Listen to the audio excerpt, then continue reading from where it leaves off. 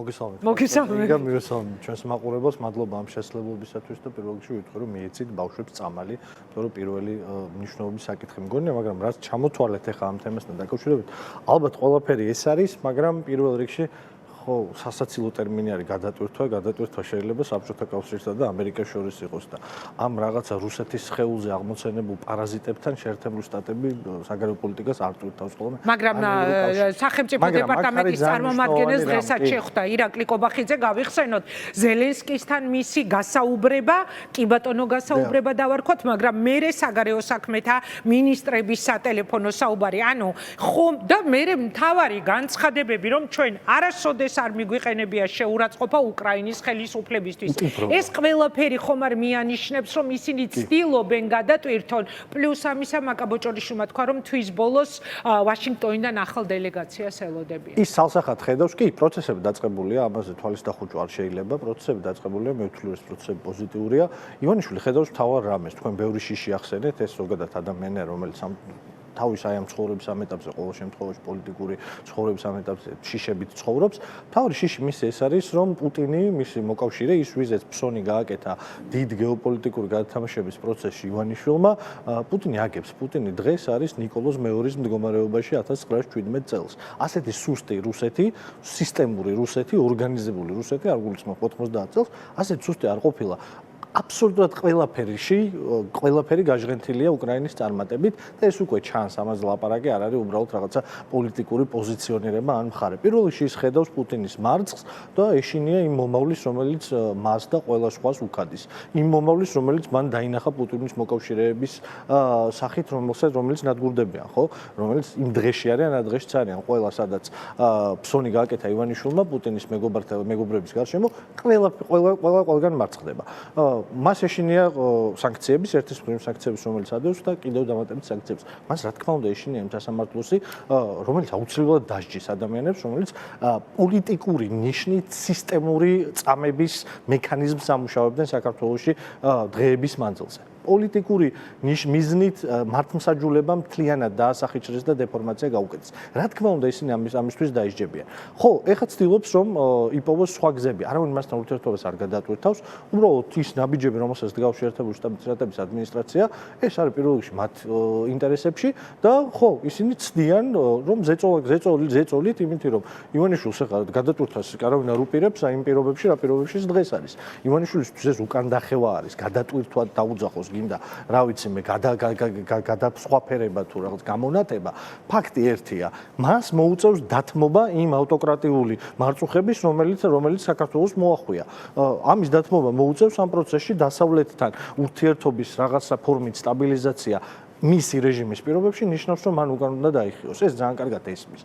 ოღონდ ამ კონკრეტულ შემთხვევაში ჯერჯერობით ამის რაღაცა პირველად ნიშნები გვაქვს და მათ შორის ის ნიშნები გვაქვს, რაც ახლა ზელენსკისთან შეხვედრა, ეს იყო ზელენსკისთვის ძალიან მნიშვნელოვანი და სწორი პოლიტიკური ჟესტი, რომ პუტინის მოკავშირეებს ელაპარაკება და პუტინის მოკავშირეებს უწევთ მასთან საუბარი და ეს მისი მხრიდან ძალიან სწორი პოლიტიკური პოზიციონირება იყო. მე მგონი, რომ კი იქნება, გაგრძელდება, ეხლა ჩვენს გვაქვს ინფორმაცია, რომ ეს პროცესი გაგრძელდება და ეს კარგი პროცესია, იმიტომ რომ დასავლეთთან ივანიშვილი დათმობებზე წავა და ეს დათმობები დამატებით ნიშნავს იმას, რომ ის ზეწოლის მექანიზმი, რომელიც ივანიშვილზე საჭიროა, ზეწოლის გარეშე ის ხო ძალის გარდა სხვა პოლიტიკურ ლოგიკას არ ცნობს და არ აღიარებს, დასავლური ზეწოლა მასზე იქნება ქართული საზოგადოებისთვის და ქართული დემოკრატიის გადარჩენისთვის ძალიან მნიშვნელოვანი კომპონენტი, ამიტომ ამ პროცესში ჩვენ დასავლური შესაბამისად ელოდებით, აი ხა, როდესაც ჩვენ თქვა საუბრობთ გადატვირთვაზე, ხო? ჩვენი დასავლელი პარტნიორებისგან მაგიდაზე უკვე დადებულია მთავარი რეკომენდაციები, რა უნდა გაკეთდეს იმისთვის, რომ რაიმე ტიპის გადატვირთვაზე საერთოდ ისაუბროს, ხო? ქართულმა ოცნებამ ეს არის პატიმრების გათავისუფლება და ახალი არჩევნები. გაჩნდა ასეთი მოსაზრება, სხვათა შორის წეღანაც ვამბობდი წინა ბლოგში, მეც გამიჩნდა ასეთი მოსაზრება, ხომ არ უშვებს უკვე ქართული ოცნება ვადამდელი არჩევნების ჩატარების შანსს. თქვენ როგორ ფიქრობთ? ამის გარეშე უბრალოდ გადატვირთვა არ გამოვა, ყოველ შემთხვევაში ჩვენ რაც მოგვისმენია პარტნიორების მხრიდან. ამის გარეშე გადატვირთვა ის კიდევ ერთხელ არ მიყვარს მათზე ეს ტერმინი, იმიტომ რომ რა ვიცი მე საერთაშორისო პოლიტიკას უწევთ ცოტა აღმატებულ ფორმაში ვიცოდი ეგ ტერმინი. ამიტომ მათთან მიმართებაში ხო დასავლეთის შემოbrunება ასე ვთქვათ და მათზე ზეწოლის მექანიზმის ერთ-ერთი მთავარი ხაზი გადის რა თქმა უნდა არჩევნებს. ჩემთან აპარტიელებს უკითხოთ ყველა გეტყვით რომ მე ძალიან სკეპტიკურად ვუყურებ ზოგადად არჩევნების საკითხს, მაგრამ აი უკანასკნელი ბევრი რამ მათ შორის მეც პირდაპირ ვიტყვი საკმაოდ სკეპტიკურად განწყობილ ამ არჩევნებთან მიმართებაში მეც მიჩენს რაღაცა ეჭვს იმაში რომ ეს პროცესი შეიძლება წავიდეს ვადამდელ არჩევნებამდე, მათ შორის სხვა დათმობებთან ერთად და ეს დათმობების კასკადი დიდია. ამ დათმობებში ივანიშვილი ივაჭრებს. ივანიშვილი არის ტრანზაქციული მიდგომების ადამიანი 90-იანი წლებიდან, შესაბამისად ის შეეცდება რომ ივაჭროს მაქსიმალურად და რასაც ჩვენ ახლა უყურებთ, ეს ხო მართლმსაჯულება არ არის, ქაოტონო ინგა, ეს არის ის რაც საკეთებენ, რა ვიცი, მადუროს მსგავსი ლიდერები, ლუკაშენკას მსგავსი ლიდერები, ეს არის პოლიტიკური ვაჭრობა, ეს არის დეფორმირებული მართლმსაჯულება, სადაც შეიძლება პოლიტიკური პროცესის სახელით აი ამ ასეთი რაღაცებით ვაჭრობა. ანუ 350-ზე მეტი ადამიანი ყვება ერთ და იგივე ისტორიას, ისე რომ ერთმანეთს არ იცნობს, რომ ისინი ერთ და იგივე ტიპის მანქანაში აიყვანეს სისტემურად, მეთოდურად სცემეს, გადაუღეს და შემდეგ იქიდან გაქურდეს და იქიდან გამოაგდეს. ეს არის სისტემური წამება. 350-ზე მეტი ადამიანი იძახს, რომლის აბსოლუტურ უმრავლესობა ერთმანეთს არ იცნობს. პოლიტიკური ლიდერები სასტიკად, დემონსტრაციულად, სპეციალურად სცემეს სპეცრაზმის თანამშრომლებმა ყველა მიცის. სხვა ალეკო ელისაშვილი, დათო ქაცარავა, სხვები და სხვები, ტედ ჯონასი მაგალითად, რომელიც დიდი ხნის უბრალოდ ჩვენი მეგობარი და საქართველოს პატრიოტი კაცი არის. უამრავი ესეთი ადამიანი, რომელიც დემონსტრაციულად ამორჩევით სპეციალურად სცემეს. ბევრ ჩვენთაგანს, ჩვენ ოჯახის წევრებს სახლებში გვირეკავდნენ, გვანძღავდნენ, გვაშინებდნენ და ბევრ ჩვენთაგან სახლებთან დახვდნენ. აი ამ ყველაფერს აქვს სისტემური, სიტყვა სისტემური არ არის, აქ რაღაცა ესეთი რა ქვია, პოლიტიკური შეკაზმვის ამბავი. სიტყვა სისტემური ნიშნავს ამას, რომ მეთოდურად ხდებოდა ადამიანების ფსიქიკაზე და ფიზიკურად ძალადობა. ამას აქვს სისტემური. ღიმილის მომგვრელია იმ ვერსიის შემოთავაზება, რომ 5 სპეცრაზმელმა გააკეთა ეს ყველაფერი, აქ მთავარი პასუხისმგებელი პირები სად არიან დაკითხული. სად არის პოლიტიკური პასუხისმგებელი პირები? არა, დაკითხულები არიან თუ არა მთავარი გადაწყვეტილების მიღებები. ხა მაშინ დაუშვათ, მაშინ იყო ხარება. ხო? და ხარებას ხალხი ციხეში ოღონდა, აი მის ზევით მდგომი ადამიანები არაფერ შუაში არიან, ეგ როგორ გამოდის? თან ორდენებ დაკიდული და რომ გაუშვეს, ხო? თანამდებობიდან. ანუ ეს არ ითვლება თავის და ეხა ალეკო ელისაშვილი ახსენეთ თქვენ თაზო და მე წეგან წავიკითხე მისი განცხადება, კონკრეტულ სახელს და გვარს ასახელებს ადამიანი, რომელსაც თავს დაესხა, მესამე წელია ვითხოვო დამნაშავის დასჯას და ვითომც არაფერი არავინ დასჭირდა და აი მაგალითად ის წერს რომ თუ ვერ ცნობსო საკუთარ თანამშრომლებს მე თავად საკუთარი ძალებით გავარკვიე მაგალითად ერთ-ერთი მოძალადის სახელი და გვარი ეს არის ზაქრო ჩოხელი რომლის შესახებაც გამოძიება საჯარო განცხადებით მივმართე არაერთხელ მაგრამ არაფერი არ შეცვლილად ანუ ეს რა პროცესი მიდის ახლა რომ უბრალოდ თავი გადაირჩინონ რომ აი ვიღაცები ხო დავსაჯეთ კი ძალიან მნიშვნელოვანი არის და მადლობა ამ კითხვისთვის და თქვენ გადაცემას აბსოლუტურად ყველა უყურებს და ძალიან ბევრი ის ადამიანი უყურებს, ვინც ქართული ოცნების ხარდამჭერია, იყო უახლოეს წარსულში, ეხაც არის და მათ შორის ის ხალხი უყურებს, ვინც ამ პროცესის მონაწილეები იყვნენ, იქით ამ მხრიდან დარწმუნებული ვარ. აი ამას იზამს ივანიშვილი, მათ მინდა უთხრა. ორი ამბავი არის. ერთი ამბავი არის, აი ამას უზამს, იმისთვის, რომ თვითონ გადარჩეს, თვითონ ხელშეუხებლობა მიიღოს, თვითონ პოლიტიკურად გამოძრეს, მათ შორის სამართლებრივად გამოძრეს ამ ვითარებიდან, თითოეულ მათგანს გასრისავს და გასრესილს ჩააბარებს, სადაც საჭირო არის. ანუ ეს ყველას უნდა ესმოდეს. ყველა ვინც აი ამ დღეებში, ვინც დღევანდელ დღემდე სისტემურად ახორციელებს უკანონობას, კანონის სახელით, სახელმწიფო მუნდირით, საქართველოს ღირსებით, აი ამ ქვეყნის მუნდირის ღირსებით დღეს აკეთებს ტოტალურ უკანონობას, სიბინძურეს, არაადამიანობას, არათუ სახელმწიფოებრიობას, არათუ რაღაც ქრისტიანობასთან ახლოს საქმეს, არამედ უბრალოდ შიშველ ბოროტებას. ყველა მიცოდეთ, რომ აი ესე დაამთავრებთ როგორც ეს. ესე თუ არ დაამთავრებთ, იხილეთ აგერ რა ხდება ორბანის შემდგომ უნგრეთში, როდესაც აი ყველა იმ ტიტუშკაზე საქმე აღიძრეს, დანარჩენებს ეგრე მოგევლებათ. ამიტომ ეს უნდა ესმოდეს ყველას, მართლა ყველას უნდა ესმოდეს. ზუსტად იგივე ხალხია კაცო. ორბანის ტიტუშკებზე დღეს უკვე გამოძიება დაიწყო. მას მერე რაც ორბანი დამარცხდა და ალბათ ეს გარდაუვალი იქნება და უნდა იყოს კიდეც. აუცილებლად ესე იქნება. თაზო, იმიტომ რომ ჩვენს კოლეგებს ჟურნალისტებს პირდაპირ ეთერში მუშაობდით, მაშინ ვუყურებდით ლაივში როგორ კლავდნენ, თავზე როგორ ახტებოდნენ, ასევე შავნიღბიანები, შავტანსაცმლიანი ვიღა ტიტუშკები და არავის გამოუძიებია ეს ყველაფერი. ხა ჟურნალისტების გამოსაძიებელია, მაგალითად გურამ როგავას თაობაზე ელისო ჯარიაშვილმა ჩვენმა კოლეგამ ჩაატარა ჟურნალისტური გამოძიება, პაპუაშვილმა კითხვა რომ არაფერ კავშირში არ არის ეს ჟურნალისტურ გამოძიებასთან, მაგრამ ანუ ჟურნალისტებმა უნდა გავაკეთო და აკეთებენ კიდე ჟურნალისტები. ნოდარ მელაძე ყოველ შაბათს ამას აკეთებს, რაც გამომძიებელმა და საგამოძიებო სტრუქტურებმა უნდა გაარკვიონ, იმას ჩვენი ჟურნალისტები იძიებენ, ხო?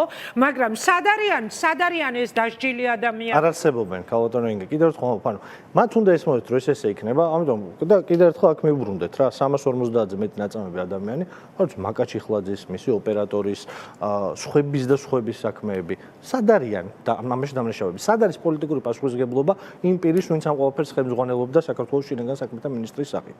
რომ იმისთვის სახში წასვლა არის საკმარისი და სად არის საქართველოს პრემიერ-მინისტრის პასუხისმგებლობა?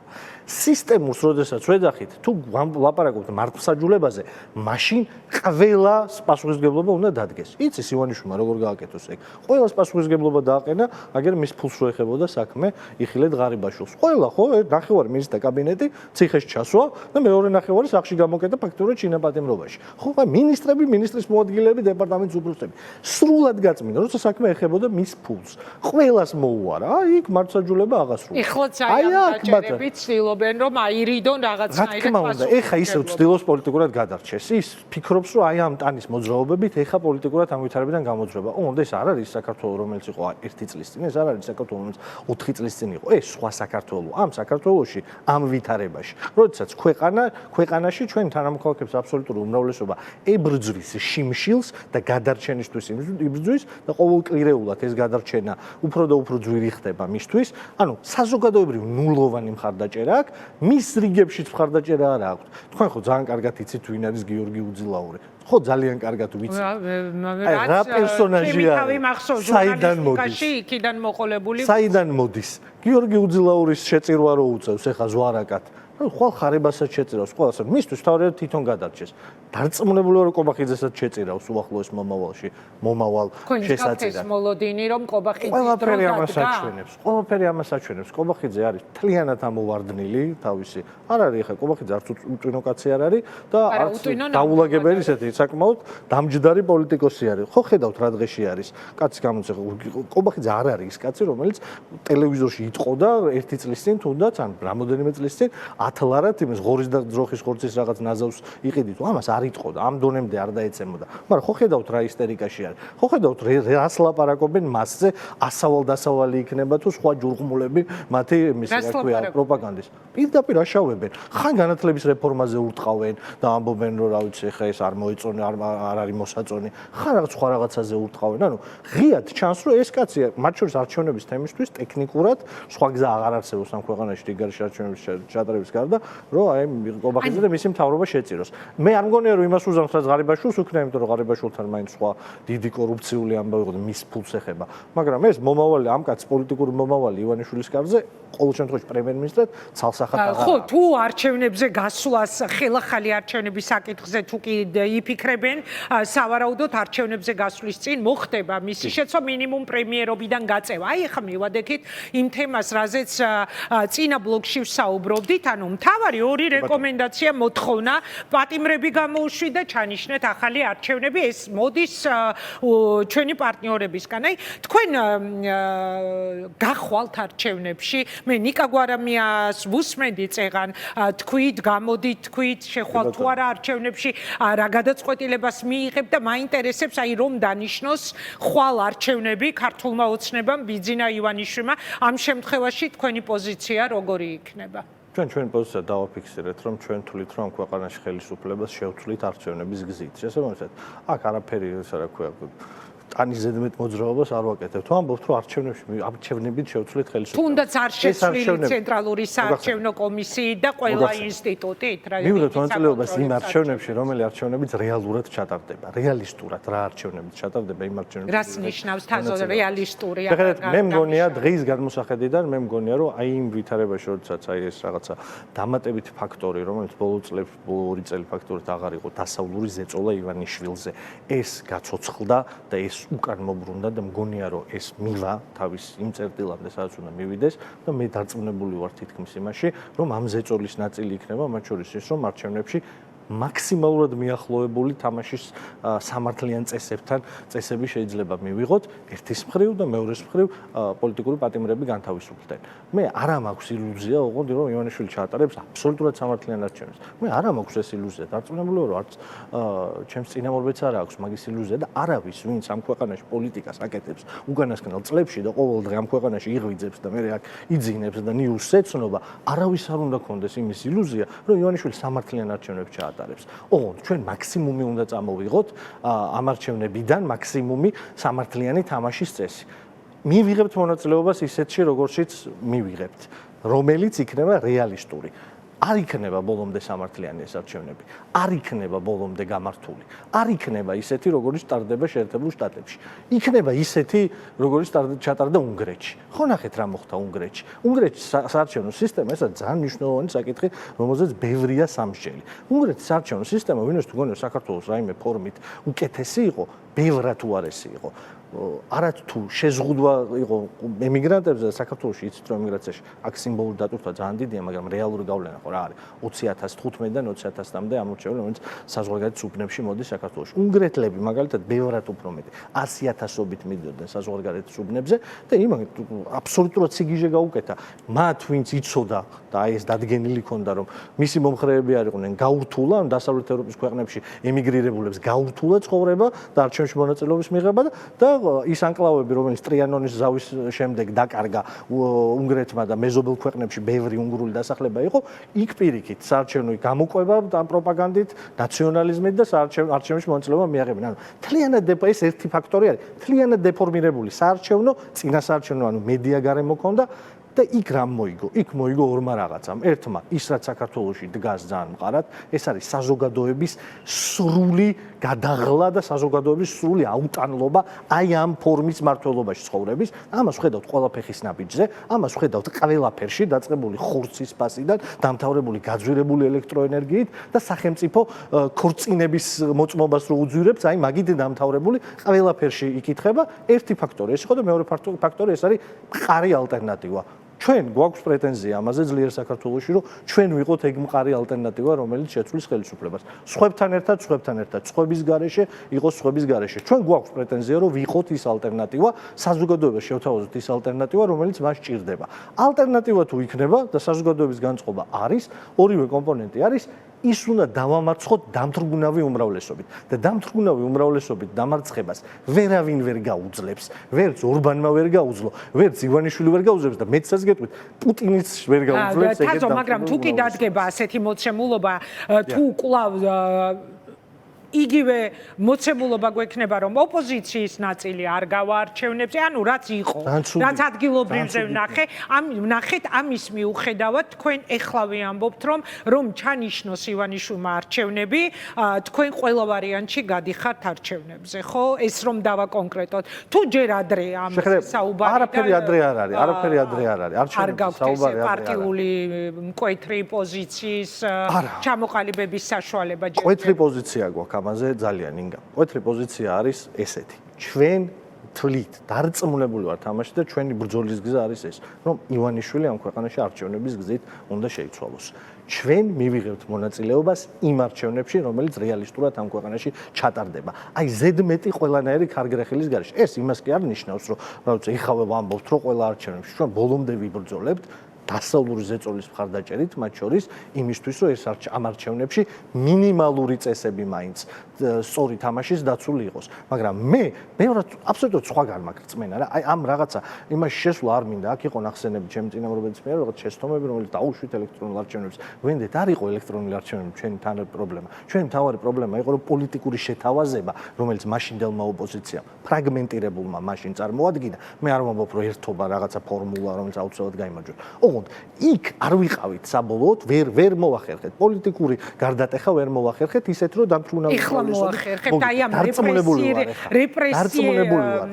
რეპრესიული კანონებით, ამ დენი დაჭერით, ამდენი დაჯარიმებით, ასეთი შეზღუდი ბიზნესმენსაც კი ეკრძალება საკუთარი მოსაზრების გამოთქმა და თუ არა და წავა ციხეში ან უზარმაზარ ჯარიმას გადაიხადა. ათეულობით პოლიტპარტია. და ადამიანებს იმას ტროტუარზე დგომის გამო ციხეში იჭერენ, ილიაუნის სტუდენტს მიადგნენ უნივერსიტეტში და დაადეს უნივერსიტეტის კიბეებთან ხელბორკილები. აი ამ რეალობაში ფიქრობთ რომ მაინც გექნება შანსი რომ დაამარცხოთ. კი ბატონო, იმიტომ რომ ნება მიმოძეთ მაგ რეალობის მეორე მხარე დაგანახოთ. კი ბატონო. მაგ რეალობის მეორე მხარე არის 530 დღეზე მეტი პროტესტი, რომელსაც ვერაფერს უშვება ივანიშვილი. მაგ რეალობის მეორე მხარე არის მისი მთავარი მოკავშირის, ვისი სახელითაც ჟარგონს ვიხმარ ბოდიშად, ვისი სახელითაც ბლატაობს იმის დაისი და აღსასრულისკენ სიარული გულისხმობ პუტინს.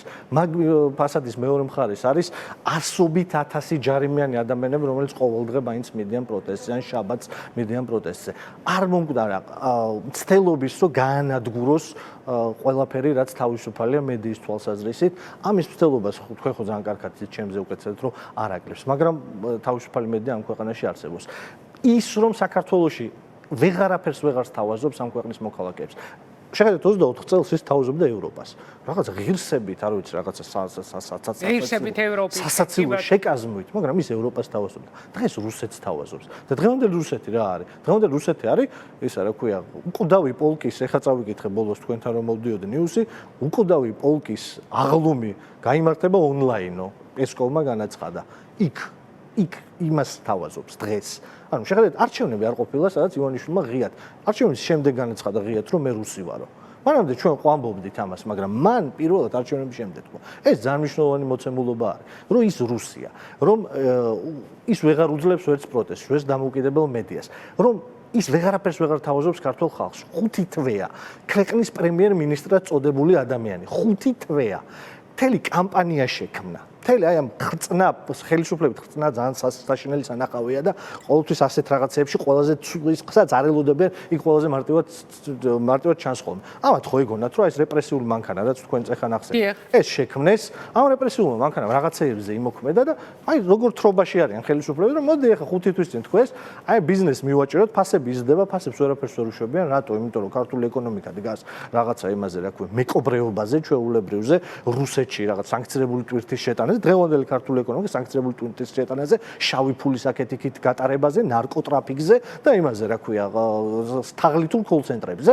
აი ამაში და ესეთ ქვეყანა მდგრად ეკონომიკას ვერ ქმნის და რა თქმა უნდა, ის რაღაცა დოვლათი, რაც მაკროეკონომიკურ რიცხვებში ჩანს, ის აისახება მარტო რამოდენიმე ოჯახის ჯიბეზე, მთელ დანარჩენ საქართველოს იმის გამო, რომ აი შავი ფული ტრიალებს, ეზრდება ცხოვრება და ბევრი სხვა მიზეზის გამო, იმიტომ რომ მთავრობა აღარაფერს აღარ აკეთებს ეკონომიკის გაჯასაღების თვალსაზრისით. და იფიქრეს, რომ მოდი ახლა იგივე მეთოდს გამოვიყენებთ. პროპაგანდა გვაქვს და ძალა გვაქვს. პროპაგანდით რაღაცა საზიზღარ ზღაპარს მოვყვებით, საძაგელს, რასაც ისინი აკეთებდნენ, რომ ფასები თურმე ევროპაში უფრო იაფია. საქართველოში უფრო ძვირია და ჯოჯოხეთი რაღაცა. თურმე არა, საფრანგეთში უფრო ძვირი ყოფილა. მეორე რომ ზეწოლის მექანიზმი, ძალადობის მექანიზმი, კანონი მიიღეს, რომ ლაპარაკის უფლებას აგიკრძალო ბიზნესი, რომ თან მოგიყვან ახლა აქ და ბოდიშით აქ მეორე ჟარგონული ტერმინით, რომ ეგენი ეგრე ცხოვრობენ, მოუჭიმავ ამ ხალხს ახლა. ყველას ვეტყოდო თქვენ დაიკლებთ შემოსავალს და იმას რა ქვია, მოგებას და ახლა გაუიაფთებთ პროდუქტს და აი ამას ვითამაშებ და კაი ბიჭი გამოვა. ოღონდ ეს ყველაფერი თავზე დაენგრა. იცი რა ქონდა, მოლოდინი ქონდა, რომ თურქეთში ინფლაცია და ეგრეც იყო გათვლილი, რომ თურქეთში ძირითადად ხო რაზე არის ჩვენი იმპორტი დამოკიდებული ფასების და თურქეთში ინფლაციურ ცვლილებებზე და იცით რომ საკმაოდ ხშირია ხოლმე. იქ ეგეთი პროგნოზი არ იყო, არ ელოდებოდა რომ ირანში რამე შეიცვლებოდა, მაგრამ ეს ყველაფერი მოხდა, ვეღარ გაუძლო, ხელიდან გაიქცა ეს ფასების ამბავი და ხო ხედავთ რითი დამთავრდა. რითი დამთავრდა და კომისია გამოვიდა. ამას თქვენ არ გეკითხებით, უბრალოდ ისევ ამბობ, პროპაგანდამ რა უნდა უშველოს, როდესაც ადამიანი მივა სახლში და აღმოაჩენს რა აქვს საკვები, როდესაც ადამიანს შვილის სწავლის ფული აქვს გადასახდელი და არ აქვს, როდესაც წამალი სჭირდება და ვერ ყიდულობს, როდესაც ადამიანს უწევს გაყიდოს, რა ვიცი, ყველაფერი იმისთვის, რომ გადაარჩინოს საკუთარი ოჯახის წევრის სიცოცხლე, აი მაგ დროს პროპაგანდაზე როგორ გათვალეს, ეს არის ძალიან საინტერესო, ხო? როცა ვიღაცა შია, იმას ვერ ეტყვი რომ არ გშია. რა ვიცი, შეიძლება კვერცხის პურის და რაღაცის გაიაფებას დაარქმევდნენ ამ ყველაფერს. ეს კვერცხი გენერალური ამბავია. ხანდახან მართლა მგონია რომ რა ვიცი ქართველები არ არიან ეს ხალხი მაგრამ რუსები ხო არიან რომ კვერცხით ვინ იკვებება აი კვერცხი რატო გახდა ამ ქვეყანაში მთავარი პროდუქტი რომელზეც ქართული ეკონომიკა უნდა ააშენოს კვერცხზე შეიძლება ხო აი მანდ გაასხეს ქალბატონო ინგა თავიდან ბოლომდე დამარცხდა და ამ ყველაფრის ავტორი არის ერთი კაცი აი ეს ბოლო მისი პრემიერ-მინისტრი კობახიძე რომელმაც აი ორკესტრირებულად ყველაფერი გამოიყენა ძალადობის მანქანაც ისიც კომისიების დაბარებებით მართლა ხალხი რომელიც ეს ამ ქვეყანაში კარტელური გარიგებები რო არის ბიზნესი რო სახელმწიფოსთან ლაგდება თურმე ეხა აღმოაჩინეს ეს ყველაფერი თურმე ერთმანეთში ლაგდებიან პირველი მასთან რო ლაგდებიან და არა ერთმანეთში ეგ ეხლა აღმოაჩინა მთელი ქართული სამშენებლო ბიზნესი გივანიშვილის მიწაზე დღეს ტრამპის სახელით რაღაცა ჯოჯოხეთს რო აშენებს იმაში ურბანულ ჯოჯოხეთს რო უწყობს ქალაქს და ნახევარი იპოდრომი 70 სართულიანი კორპუსები რო უნდა ააშენოს ეს არ არის კარტელური შეთანხმებები და ბიზნესი და სახელმწიფოს დალაგება და იქ იპოვეს სადისტრიბუციო კომპანიებში იპოვეს ეს პრობლემა და საბოლოოდ ყველაფერი თავზე დაინგრათ აგერ ირანის ამბავი იქნება ერთის მხრივ ეს მეორეს მხრივ ეკონომიკური პროცესების მოწოლამ მოუწიათ რომ დენის ტარიფი აეწიათ. დენის ტარიფის გაძვირება ნიშნავს რომ აბსოლუტურად ყველაფერი ძვირდება. საწვავი გაიქცათ საშუალოდ 47 თეთრიდან ქალბატონო ინგა ლარი და 25-მდე. ანუ 28 თებერვლიდან დღევანდელ დღემდე ამდენით 40 თეთრიდან ლარი და 30 თეთრამდე დაახლოებით გაიზარდა საწვავის ფასი. კატასტროფული ზრდა არის უბრალოდ. ესეც კასკადურად ეისახება ყველა პროდუქტზე, ყველაფერი გაძვირდა, ინფლაცია სასურსათო იყო 7.9 და ეხა 6%. ადამიანების შემოსავალი არ გაზრდილა. ადამიანების შემოსავალი არ იზრდება ქვეყანაში, სტაგნაცია არის 15 წლიანი. არ იზრდება, არც ერთი მაჩვენებლით არ იზრდება. ფულის მასა გამოუშვეს და დაბეჭდეს, მთელი ეს მასკარადი ისე დადგეს, თან ამაში უნიჭოთ. უკვე აი ეს არის კობახიძეს ეგეთ რაღაცები არ უნდა იშლებოდეს თქო, გუშინდელ კობახიძეს. რომ ამ მასკარადს რო დგამ, ერთადერთი ადამიანი, ვინც ამაზე პასუხისმგებელი არის მართლა ეხა ის რაღაცა იმას არ გულისხმობ ანტიმონოპოლიურ თუ ანტი იმას რაღაცას გაურკვეველ სამსახურს ყოფილ ვიცემერს რო შეუქმნეს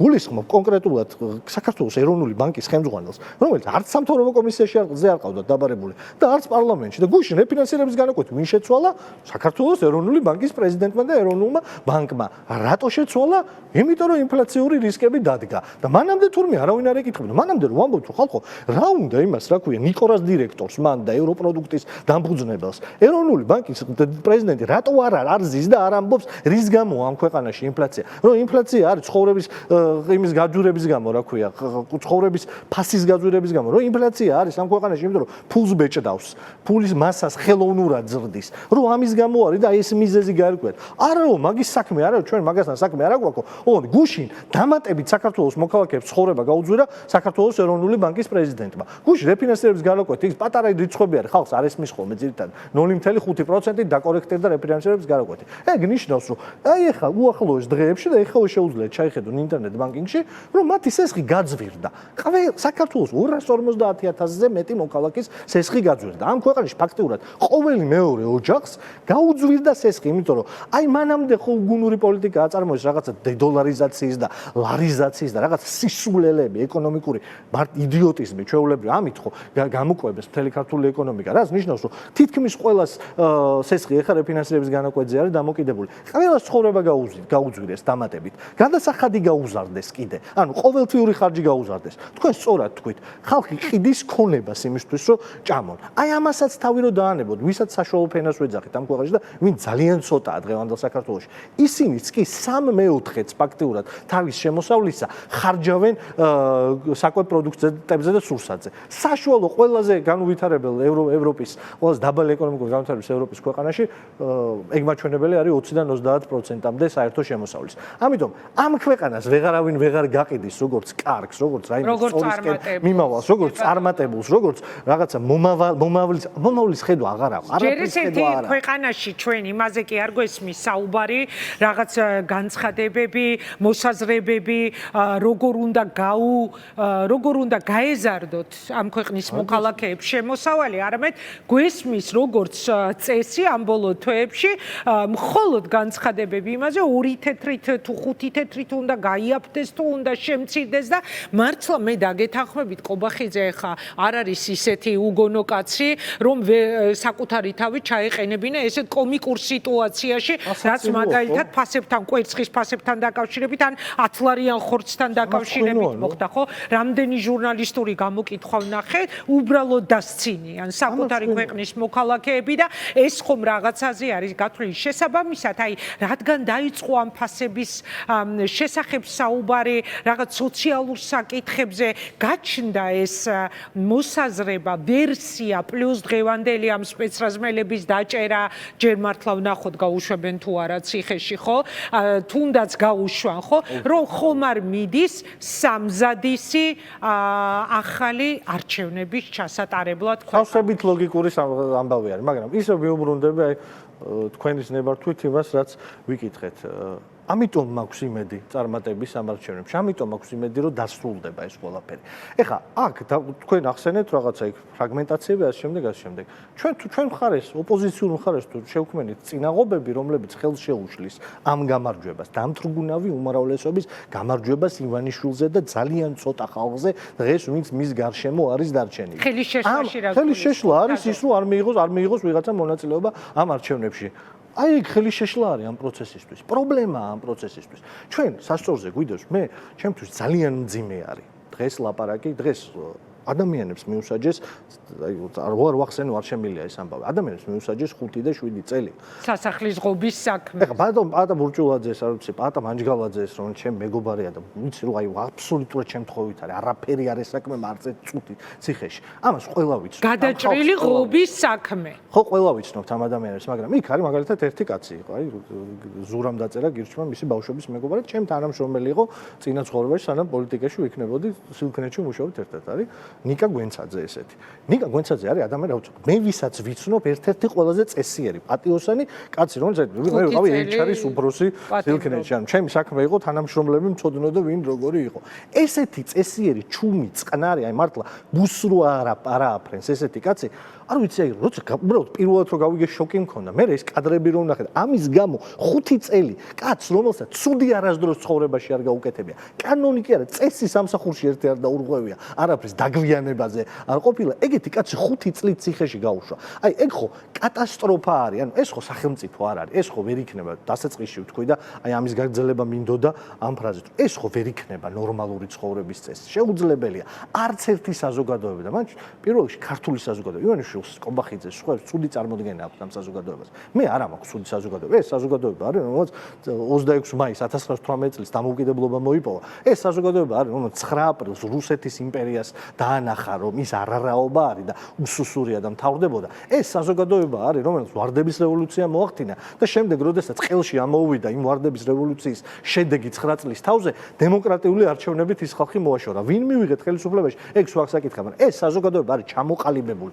თავისუფალი საზოგადოება, რომელსაც აი ამას ვერ მიყიდი. 5 კაცი დავიჭირე ლუკაშენკოსავით, ეხა ვიღაცას კიდე გამოუშვებ, ნახევარ პოლიტპატიმრებს იმას და აი ეს არის ნორმა და დავლაგდებით და მე ეგრე არ მგონია, რომ ქართული საზოგადოება ამას მიიღებს, როგორც დალაგებას, როგორც რაღაცა ჩვეულებრივ მოდუს ოპერანდის და ამაში ცხოვრებას გავაგრძელებთ. ამიტომ ვარ დარწმუნებული, რომ ეხლა ალტერნატივაც არსებობს. ხალხი არის იმ ზღვარზე მისული, რომ ყველა აი მართლა დამთრგუნავი უმრავლესობა ჩვენი საზოგადოების დიდ ტალღად წალეკავს აი ამ რაღაცა ერთ შავბნელ წერტილს ქართულ პოლიტიკაში, რომ 21 საუკუნეში იყო რამოდენიმე წელი, როცა პუტინმა მოახერხა და ხელში ჩაიგდო და რუსულმა აი მომაკვდავმა იმპერიამ ხელში ჩაიგდო საქართველო. და ეს იქნება ძალიან ცუდი წერტილი ისტორიის და აი დამთავრდება მალე.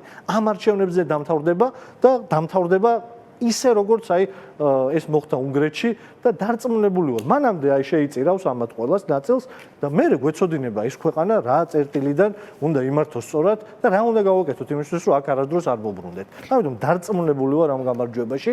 ეს არჩევნები იქნება, არ იქნება ეხლა რიგ გარეშე არჩევნები, მის გარეშეც ვხედავ პროცესს, რომელიც მიდის მისი მარცხისკენ. ყველა ვარიანტში მიდის მისი მარცხისკენ. ოღონდ აქ კიდევ ერთხელ ვამბობ, არ უნდა შეუშალოთ ამ პროცესის სვლა ხელი არავითარ შემთხვევაში. დიდი მადლობა. არავითარი მიზეზით. მადლობა.